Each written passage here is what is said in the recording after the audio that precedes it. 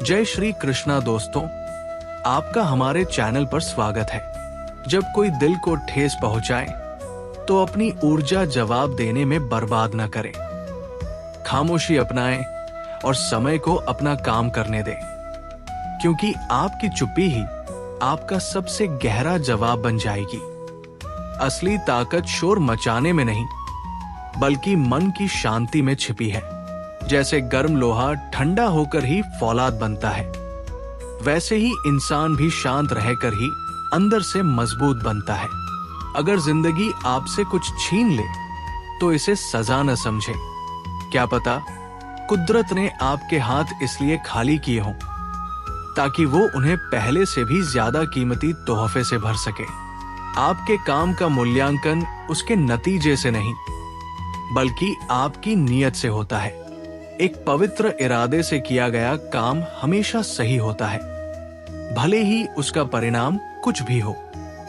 अपमान का जवाब इतनी शालीनता से दे कि सामने वाले की नजरें खुद ब खुद झुक जाए। आपका ऊंचा किरदार ही उसकी सबसे बड़ी हार होगी।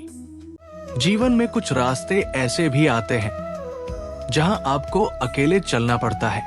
उन रास्तों पर आपका एकमात्र सहारा आपकी अपनी हिम्मत होती है।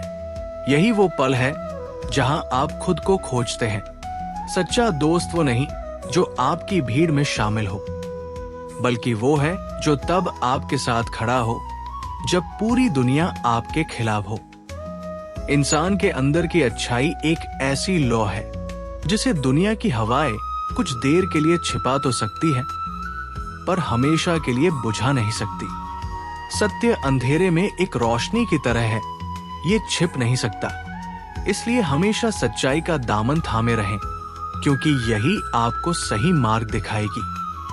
कामयाबी के पीछे भागने के बजाय उसूलों और सिद्धांतों वाला इंसान बनने की कोशिश करें।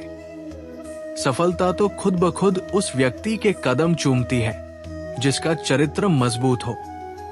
दोस्त, हौसला बनाए रखना, मंजिल अभी दूर है। और याद रखना, तुम्हें उन लोगों को भी गलत साबित करना है जिन्होंने कभी कहा था ये तुमसे नहीं होगा। समझदारी सिर्फ ये जानने में नहीं है कि क्या करना है, बल्कि ये पहचानने में भी है कि किन चीजों से दूर रहना है।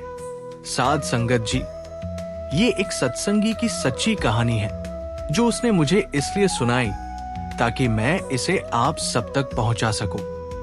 उसने कहा कि ये कोई मनगढ़ंत किस्सा नहीं, बल्कि उसकी अपनी जिंदगी का एक कड़वा सच है। और वे लोग आज भी मौजूद हैं जिन्होंने उसे इस कठिन समय से गुजरते हुए देखा है। मेरा जन्म एक आध्यात्मिक परिवार में हुआ और मेरी माँ ने बचपन से ही मुझे परमात्मा से जोड़ने की कोशिश की।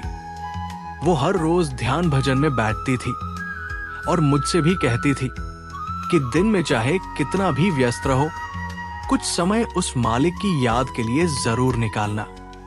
माँ की इस सीख के कारण मैं हर दिन थोड़ा समय प्रभु सिमरन में जरूर बैठता था।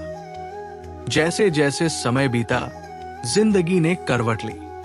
जब मैं 10वीं में था, मेरे पिताजी अमेरिका चले गए और 12वीं तक मेरी माँ भी उनके पास चली गई। इसके बाद मैं अपनी पढ़ाई के लिए इंग्लैंड गया और वहां जाकर पूरी तरह बदल गया। मुझमें न जाने किस बात का घमंड आ गया था।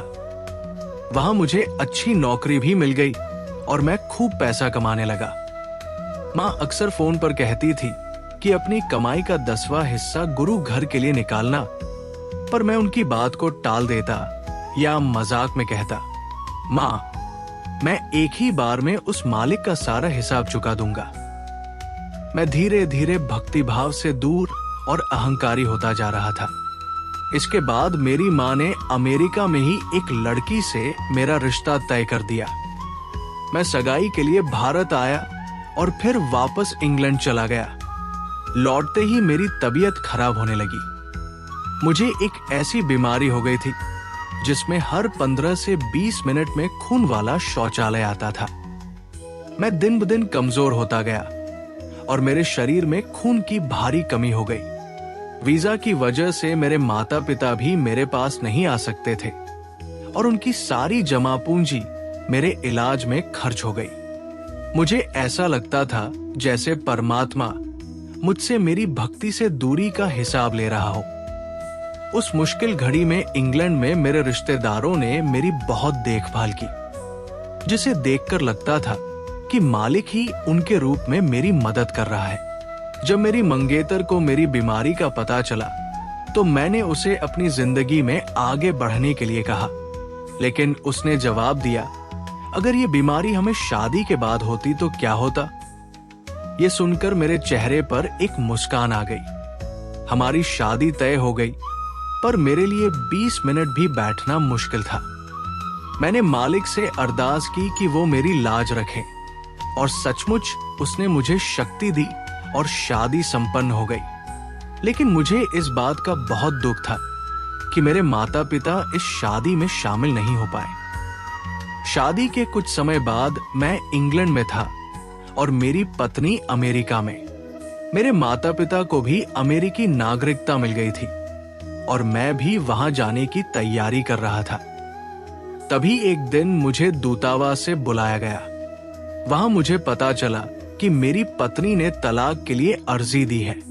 ये सुनकर मेरे पैरों तले जमीन खिसक गई और मेरा वीजा रद्द कर दिया गया। मैं इतना टूट गया कि मेरा मन आत्महत्या करने का हुआ, पर फिर मैंने खुद को ये सोचकर संभाला कि मैं तो दूसरों को ऐसा करने से रोकता हूं। मैंने उस मालिक से हिम्मत की भीख मांगी। मैं काम पर नहीं जा सकता था और अपने माता पिता पर बोझ बन गया था। एक दिन मेरी माँ ने फोन पर फिर कहा, बेटा तू मालिक की याद में फिर से बैठना शुरू कर दे। ये सुनकर मुझे अपना बचपन याद आया और मैं रो पड़ा। मुझे एहसास हुआ कि मैं मालिक से भटक गया था और ये उसी का दिया हुआ सबक है। मैंने उसी दिन से फिर से बैठना शुरू किया और धीरे धीरे मेरी सेहत सुधरने लगी। फिर एक दिन कनाडा से मेरे एक पुराने दोस्त का फोन आया और उसने मुझे एक नौकरी के बारे में बताया। मुझे लगा जैसे मालिक ने मुझे एक और मौका दिया है। मुझे वो नौकरी मिल गई और मैं कनाडा चला गया। आज मुझे यहाँ 5 साल हो गए हैं। मेरी शादी हो चुकी है और मालिक की कृपा से मेरी जिंदगी फिर से पटरी पर है। मेरी इस कहानी का सार बस इतना है कि जिंदगी में मुश्किलें आती हैं, लेकिन अगर मालिक पर विश्वास हो तो वो उन मुश्किलों से लड़ने की ताकत भी देता है। जब हम उसकी रजा में राजी रहना सीख जाते हैं तो सुख और दुख दोनों एक समान लगते हैं। ये सोचना हमारी भूल है कि हम उसके बिना जी सकते हैं, क्योंकि उस परमात्मा के बिना हमारा जीवन अधूरा है। लोग कहते हैं कि दुख बुरा है क्योंकि वो आंसू देता है, पर हम कहते हैं कि दुख अच्छा है क्योंकि वो हमेशा कुछ सिखा कर जाता है। ये जिंदगी की उन सच्चाइयों से रूबरू कराता है जिन्हें हम खुशियों में भूल जाते हैं। अक्सर मुस्कुराते चेहरों के पीछे भी एक दर्द छिपा होता है, क्योंकि जो लोग दर्द को समझते हैं वे कभी किसी के दर्द की वजह नहीं बनते। दुख एक बादल की तरह है जो आसमान को कुछ देर के लिए ढक सकता है, लेकिन हमेशा के लिए नहीं।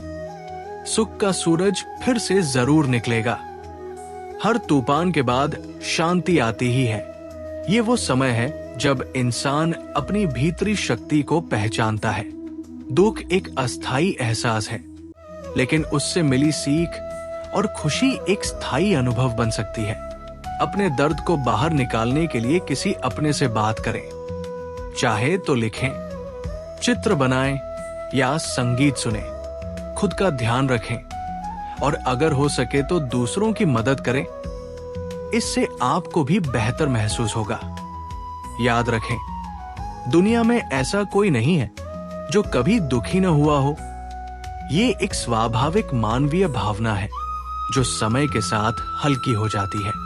सब कुछ छोड़कर परमात्मा की शरण में चले जाओ, वो तुम्हें हर बंधन से मुक्त कर देगा। अपनी आत्मा को पवित्र, दूसरों के प्रति मन में क्षमा और परमात्मा के प्रति निरंतर याद बनाए रखो। आज का दिन शायद मुश्किल हो, पर उम्मीद मत छोड़ना, भविष्य जरूर सुनहरा होगा। जिसने तुम्हारा साथ दिया उसका साथ निभाओ, और जिसने तुम्हें छोड़ दिया उसे तुम भी भूल जाओ।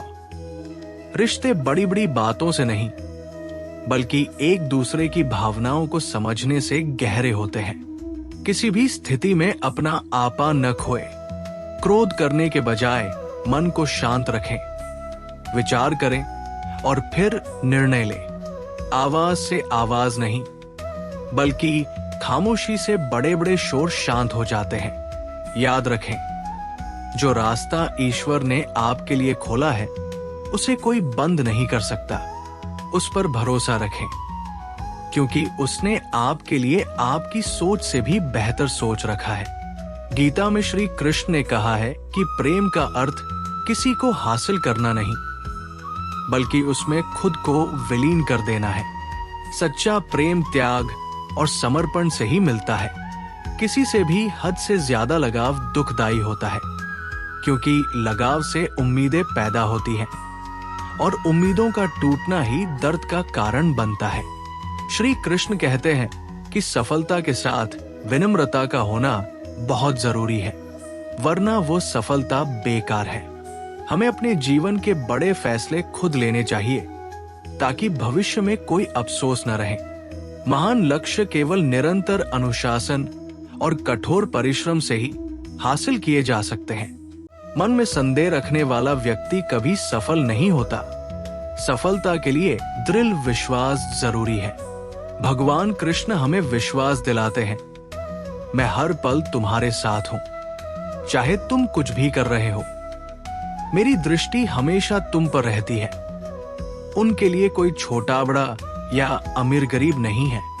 जो भी उन्हें सच्चे मन और भक्ति भाव से याद करता है, भगवान उसी के हो जाते हैं। ये मन बहुत चंचल है, लेकिन निरंतर अभ्यास और वैराग्य से इसे भी वश में किया जा सकता है। अगर आपको ये वीडियो पसंद आई हो तो चैनल को सब्सक्राइब करना न भूलें और वीडियो को लाइक और शेयर जरूर करें।